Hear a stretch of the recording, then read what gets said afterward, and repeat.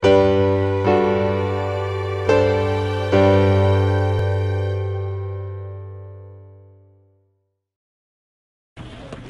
we have an equipment-laden athlete, especially with a football player, the standard protocol with a potential cervical neck injury is to gain access to the airway by removal of the face mask.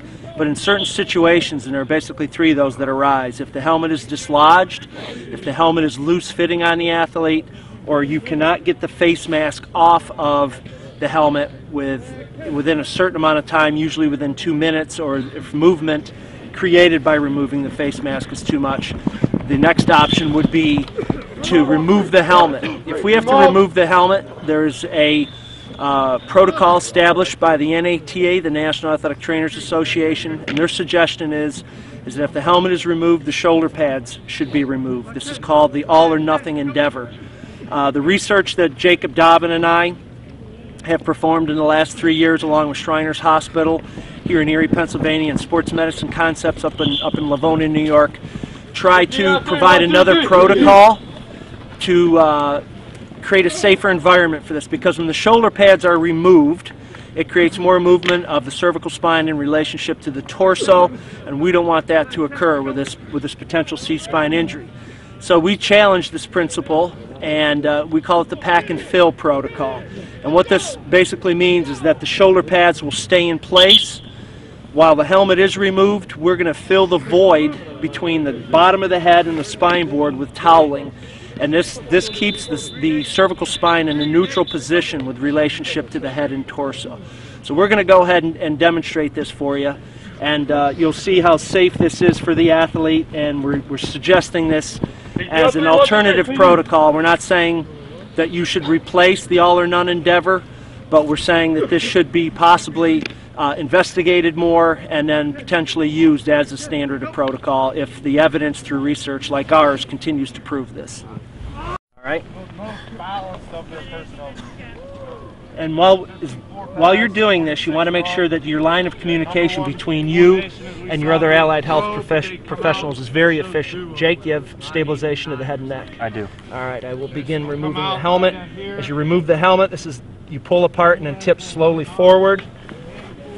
Now, again, with the NATA position statement, their recommendation is to remove the shoulder pads because of the distance between the back of the head and the spine board. I will now reestablish position of the head, stabilization of the head. I got it, Jake? Yep.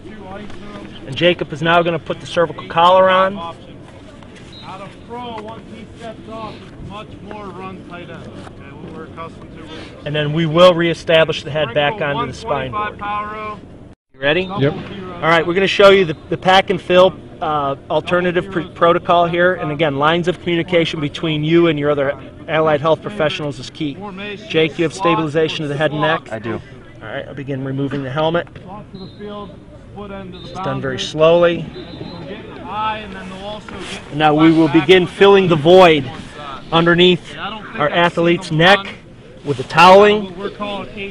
And this is maintaining the cervical neutral position between the head, the cervical spine, and the thoracic spine. We will then stabilize him with our blocks and strap him in.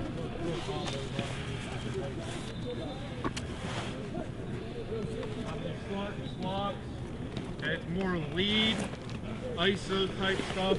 Okay, power once, counter. Good, Jake. It's more downhill lead, ISO type action. When the tight end's removed with tight end in place, okay, it's more power gap. Again, pass concepts out of that. They like to sprint to the two receiver side. Out of the block. Back side. Sometimes they'll run an over route or kind of an in route. And again, the shoulder pads are still on. Go ahead, Jake. And we'll snug this up. And we've maintained the cervical neutral position between the head and the neck and the torso. We have access to the chest if we need to do compressions. The athlete would be strapped in and transported to the emergency room. And we would also have access to the airway. We could put in an oral airway. The EMTs, the paramedics could intubate this athlete if they needed to. They could defib him if possible. So we've provided him in a safe, healthy environment, and we are suggesting this as an alternative to the all-or-nothing endeavor. Our research has proven that this is significant in maintaining neutral stabilization. And also there is one other research protocol, a research project that has found the same findings as we have. And we feel over time, as this has continued to be researched, this will be the standard protocol possibly for athletic trainers and other allied health professionals to utilize while managing potential C-spine injuries on the field.